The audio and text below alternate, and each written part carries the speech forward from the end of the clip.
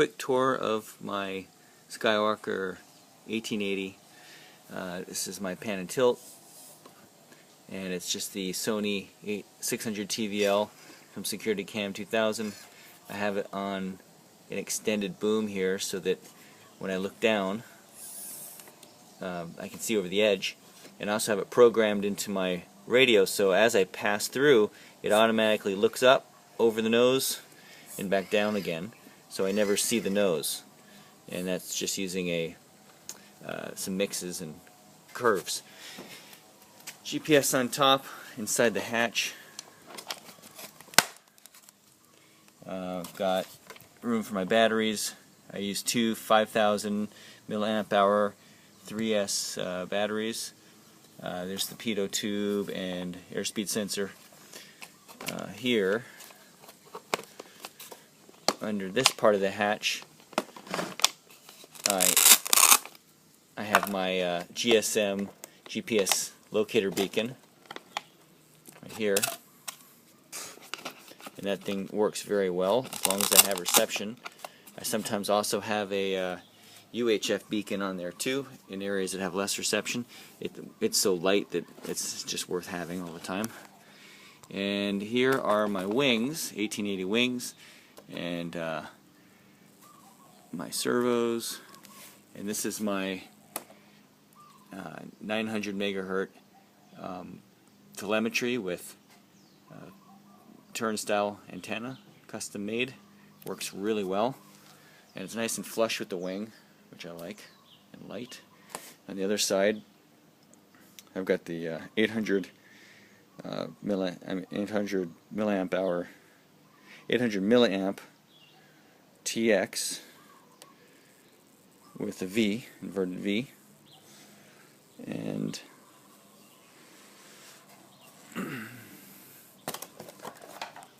I have some special connectors that have 8 slots in them each, so that I can just click them right into the wings without having too many wires to connect. And they're color coded so I don't mix them up. But also I've rearranged the wires so if I did mix them up, I wouldn't be putting 12 volts from the video into the telemetry side or the servos, so everything's been mixed up. Here's inside, I got my Dragon Link receiver, my APM, and my capacitor just to provide some extra buffer, and then I've got some a servo bus. These are all just for servo power to keep it off the APM. So that's a nice power bus I've got there. And what else? That's the Sunny Sky 800 kV motor. That's only a 40 amp ESC from BVRC, but it seems to be working great. And I don't really use the the BEC from it, except for to run some of these lights. I got some LEDs, I got a strobe light in the back, and a beeper, and those sort of things run off of it, accessories. I also have this little platform I had to build because I couldn't get to CG. I was always too forward, so I put my extra video battery back there. Dragon Link is in the back there, antenna. And here's my port, little hatch I built. It's just clicks close with magnets. And inside, this is the tough shot, that is the bat share, Smart Fly, and it takes both battery inputs, both 3S battery inputs, and has one output, and it assures that the batteries are always leveled, so if one were to go out and die, I've got the other one. And can't really see the rest of the goodies in there,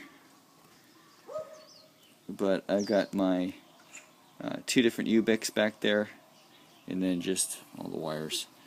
I have a platform way back there to put some things, but mostly I just put the camera in the camera port right there. The camera port's closed right now.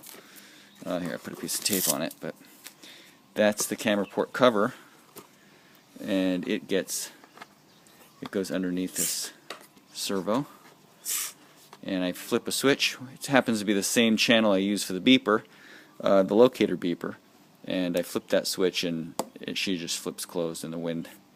And these are my landing skids with the zip ties on them. Thank you very much, Brendan Duffy from Flight Riot, for giving me that idea. That works great. I ripped the wheels off this thing first time I auto landed, so that wasn't a good solution. And let's see, anything else I can show you on here? That's pretty much the... Oh yeah, I've got my... Here is a master power switch. I got this from Ready Made RC. It's really nice. I just keep this unplugged, and there's no way the motor can speed up.